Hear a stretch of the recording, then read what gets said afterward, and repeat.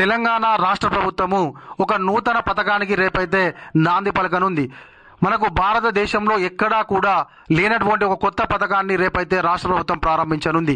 ఇందిరమ్మ ఆత్మీయ రైతు భరోసా కింద సంవత్సరానికి 12,000 రూపాయలను భూమి లేనటువంటి నిరుపేదలకు రైతు కూలీలకు మాత్రమే రేపటి నుంచి అయితే అకౌంట్లలో 6,000 రూపాయలను అయితే జమ చేయనున్నట్లుగా సమాచారము. అంటే మొదటి విడతగా 6,000 రూపాయలను అయితే మనకు అకౌంట్లలో జమ చేస్తుందట.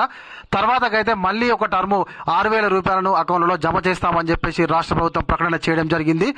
దానికైతే రేపు ముహూర్తం అయితే రాష్ట్ర ప్రభుత్వం ఖరారు చేసింది. రేపు దరిదాపుగా మనకు ఈ టైం కల్లానైతే ఖచ్చితంగా ప్రతి ఒక్కరి అర్హులైనటువంటి మనకు భూమి లేనటువంటి రైతు కూలీలకు, అందులో ముఖ్యంగా మీరు 2023-24లో ఉపాధి హామీ పనికి పోయినటువంటి వాళ్లకు మాత్రమే ఈ యొక్క ఇందిరమ్మ ఆత్మీయ రైతు భరోసా కింద 6,000 రూపాయలు అయితే ఇవ్వనున్నట్లుగా మనకు సమాచారము. కాబట్టి దానికి సంబంధించినటువంటి పూర్తి వివరాలు అయితే నేను మీకు వీడియోలో చెప్తాను. ఖచ్చితంగా మీరైతే వీడియో చివరి వరకు చూడండి. ఎవరు అర్హులు, రేపు మీ అకౌంట్లలో డబ్బు జమ అవుతుందా లేదా అనేటువంటి విషయాల గురించి అయితే మనం ఒక్కసారి చర్చించుకుందాం. మహిళల ఖాతాల్లోకి డబ్బులు, రేవంత్ సర్కార్ కీలక అప్డేట్. ఇందిరమ్మ ఆత్మీయ భరోసా పథకం అమలుపై రేవంత్ సర్కార్ నుంచి కీలక అప్డేట్ వచ్చింది. ఈ పథకం కింద భూమి లేని రైతు కూలీలకు ఏడాదికి 12,000 ఇవ్వనున్న సంగతి తెలిసిందే. తొలి విడతగా ఈ నెల 26న ఖాతాలో 6,000 రూపాయలనైతే జమ చేయనున్నారు. ఆ సొమ్మును మహిళల ఖాతాలోనే డిపాజిట్ చేయనున్నారు. అందుకు సంబంధించిన విధి విధానాలను అయితే రాష్ట్ర ప్రభుత్వం మనకైతే చెప్పడం జరిగింది. అయితే తెలంగాణ ప్రభుత్వము ఇందిరమ్మ ఆత్మీయ భరోసా పథకాన్ని అమలు చేసేందుకు రెడీ అయ్యింది. ఈ నెల 26న సీఎం రేవంత్ రెడ్డి పథకాన్ని ప్రారంభించనున్నారు.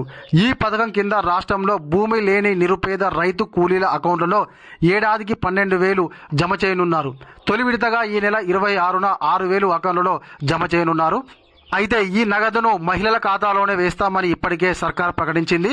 2023-24లో ఉపాధి హామీ పథకంలో కనీసం 20 పని దినాలు పూర్తి చేసిన వారి కుటుంబాల యూనిట్గా దీన్ని అమలు చేయనున్నారు. అయితే ఇందులో మనకు మగవారు కూడా ఉపాధి హామీ పనికి పోయినా కూడా మహిళలను మాత్రమే దీన్ని ప్రామాణికంగా తీసుకొని వాళ్ళ అకౌంట్లో మాత్రమే వీళ్ళైతే రాష్ట్ర ప్రభుత్వం అయితే 6,000 రూపాయలను వేస్తామని చెప్పేసి అయితే ప్రకటన చేయడం జరిగింది. దీనికి మెయిన్గా రాష్ట్ర ప్రభుత్వం తీసుకున్నటువంటి ప్రామాణికం ఏంటి అని అంటే 2023-24లో కేవలం ఒక 20 రోజులైనా కూడా మీరు ఉపాధి హామీ పనికి పోయినటువంటి హాజరు ఉంటేనే మీకు ఈ యొక్క పథకంకు అర్హులు అని చెప్పేసి దీన్ని ఒక్కటి మాత్రము రాష్ట్ర ప్రభుత్వం ప్రామాణికంగా తీసుకోవడం జరిగింది. ప్రస్తుతము అర్హుల ఎంపికకు సంబంధించి కసరత్తు జరుగుతుంది. తాజాగా పథకం అమలుకు విధి విధానాలు ఖరారు చేశారు. కుటుంబంలోని మహిళల బ్యాంకు అకౌంట్లలో డబ్బులు జమ చేయనున్నారు. ఒకవేళ ఒకే ఇంట్లో అర్హులైన 2 మహిళలుంటే వారి ఇద్దరిలో పెద్ద వయసు ఉన్నటువంటి వారి ఖాతాలో ఆత్మీయ భరోసా డబ్బులు జమ చేస్తారు.